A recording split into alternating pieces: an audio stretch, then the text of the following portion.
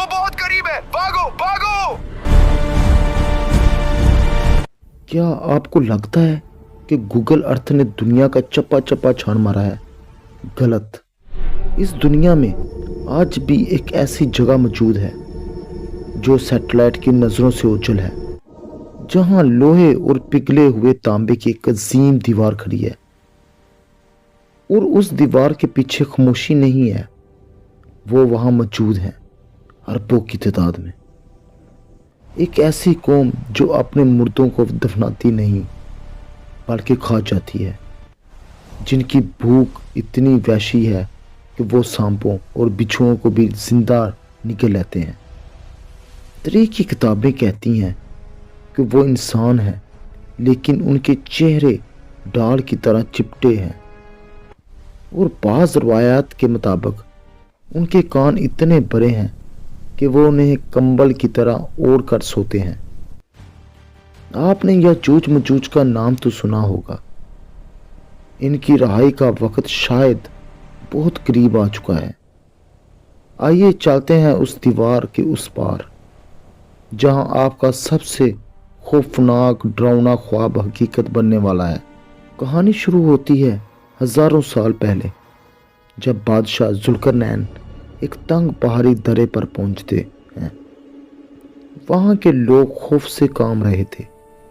पहाड़ों के पीछे एक वहशी कौम आती थी जो इनकी फसलें खा जाती और लोगों को कत्ल कर देती थी। जुल्करनैन ने फैसला किया कि वो सिर्फ पत्थरों की दीवार नहीं बनाएंगे, बल्कि मेटल साइंस का ऐसा शिकार पेश करेंगे जो क़यामत तक न टूटे। मंजर कुछ यूं था। लोहे की द्यू हैकल ब्लॉक्स पहाड़ों के दरमियान चुन दिए गए। फिर आग भड़काई गई। जब लोहा सुर्ख अंगारों की तरह दुखने लगा तो इस पर पिघला हुआ तांबा डाल दिया गया। साइंसदान जानते हैं कि लोहे और तांबे का मिलाप इंतहाई सख्त मरकब बना देता है। ये दीवार इतनी हमवार और मजबूत थी कि इस पर चढ़ना नामुमकिन और इसे तोड़ना मुहाल था। मगर दीवार के उस पार क्या था? वहां याजूज मजूज कैद थे। ये हजरत नूह के बेटे याफस की नस्ल से थे। ये हजरत नूह के बेटे याफस की नस्ल से थे और तुर्कों के करीबी रिश्तेदार समझे जाते थे। इनकी आबादी बढ़ने की रफ्तार इंसानी सोच से बाहर है। रवायात बताती हैं कि उनका कोई मर्द उस वक़्त तक नहीं मरता जब तक अपनी आंखों से 1000 औलाद ना देख ले। ये टिड्डी दल की तरह फैल चुके हैं।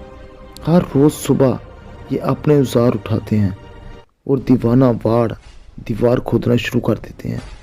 शाम तक दीवार कागज़ की तरह बारीक हो जाती है। दूसरी तरफ से सूरज की किरणें नजर आने लगती हैं। आज़ादी बस 1 इंच दूर रह जाती है। इनका निगरान खुश होकर कहता है, कल तोड़ेंगे। लेकिन अगली सुबह दीवार फिर से जुड़ी हुई मिलती है, वैसी ही मोटी, वैसी ही मजबूत।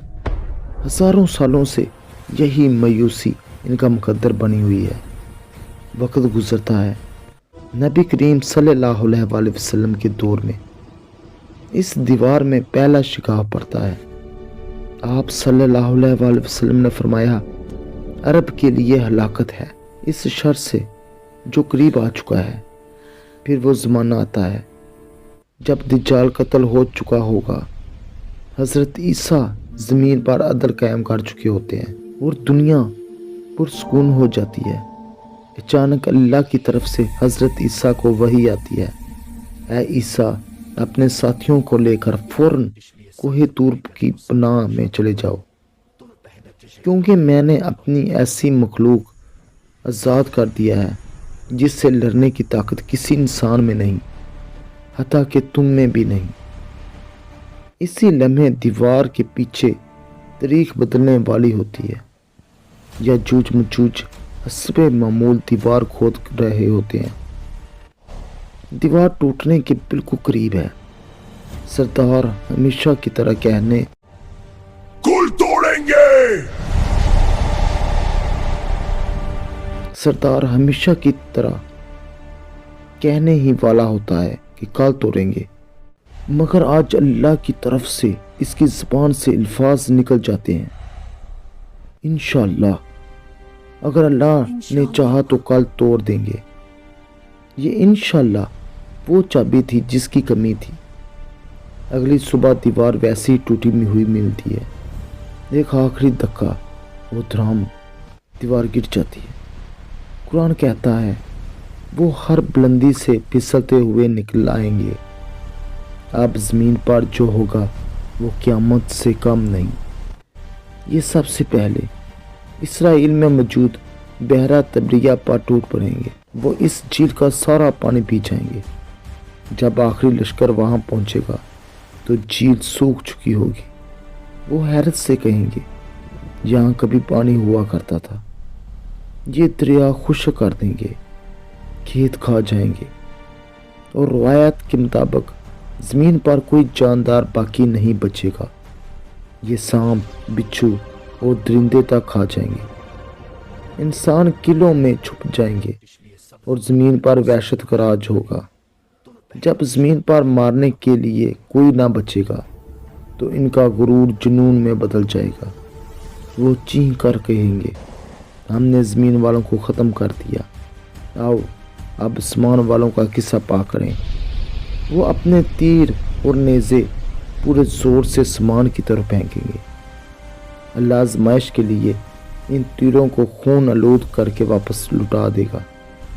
वो खुशी से नाचेंगे और कहेंगे हमने नाउज़ुबिल्लाह खुदा को भी मार दिया। मुसलमानों का हाल बदतरीन होगा। भूख इतनी शदीद कि एक बेल का एक सिरा 100 दिनार से महंगा होगा। इस हालत में अल्लाह का जिक्र ही उनका सहारा होगा। जब जुल्म हद से बढ़ता है तो मिट जाता है। हज़रत ईसा अल्लाह के हुजूर हाथ उठाएंगे और अल्लाह इनकी गर्दनों में एक कीड़ा पैदा करेगा और एक ही लम्हे में करोड़ों या जूझ मजूझ मर जाएंगे। जो शोर ज़मीन को हिला रहा था वो अचानक मौत के सन्नाटे में बदल जाएगा।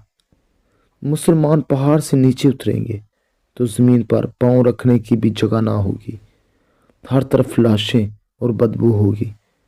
फिर अल्लाह अजीबुल खलकत परिंदे बेचेगा जिनकी गर्दनें बख्ती ऊँटों जैसी लंबी होंगी। वो लाशों को उठाकर समंदर में फेंक देंगे। फिर एक मूसलाधार बारिश होगी जो ज़मीन को धोकर शीशे की तरह चमका देगी और फिर ज़मीन अपनी बरकतें उगल देगी। फल इतने बड़े होंगे कि एक किनार के छिलके में पूरी जमात बैठ जाएगी। या जूझ मजूझ अपने पीछे इतनी बड़ी तादाद में लकड़ी के तीर, कमाने और डालें छोड़ जाएंगे कि नबी करीम सल्लल्लाहु अलैहि वसल्लम ने फरमाया मुसलमान 7 साल तक उन्हें ईंधन के तौर पर जलाएंगे और जंगल से लकड़ी काटने की ज़रूरत नहीं पड़ेगी। यह है वो मुस्तकबिल जो आने वाला है। या जूझ मजूझ की दीवार आज भी वहीं मौजूद है और शायद इस वक्त भी वो इसे खोद रहे हों। इनके और हमारी आज़ादी के दरमियान बस एक इंशाअल्लाह का फासला है। सवाल ये है जब वो दीवार टूटेगी तो क्या आपका ईमान इतना मजबूत होगा कि दज्जाल या जूझ मजूद के फितने में साबित कदम रह सके। आज के लिए इतना ही। अल्लाह हाफिज़।